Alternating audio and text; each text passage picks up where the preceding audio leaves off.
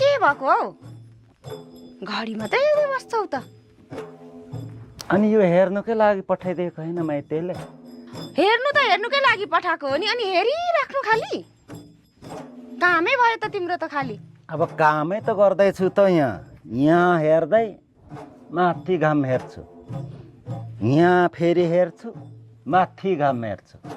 मिल्छ कि मिल्दैन भनेर मिल्नु खोज्दो रहेछ हौ त्यहाँ बादल लागेको बेला चाहिँ अलिक मिल्दैन रहेछ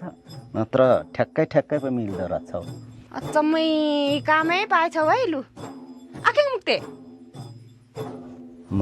गनेर भन्छु नि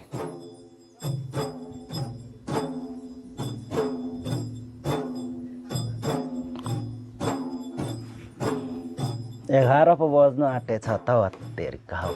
हैन के भन्छ हौ कसरी चाहिँ 11 बज्न आँट्यो हौ घाम डुब्न आँटिसक्यो लाफे हेर्न कि बिग्रेको पठाइदियो हैन बिग्रेको त नपठाउनु पर्ने उल्टो गाडी लगाएर खुबै यो चाबी चाहिँ नि यतापट्टि फर्काएर लाउनु पर्ने हैन उँभोतिर फर्काएर लगाएछ अनि खुबै त्यसै पो तन्की घामसँग जुदाएछु त यो उधो हो योलाई उँधो बनाएर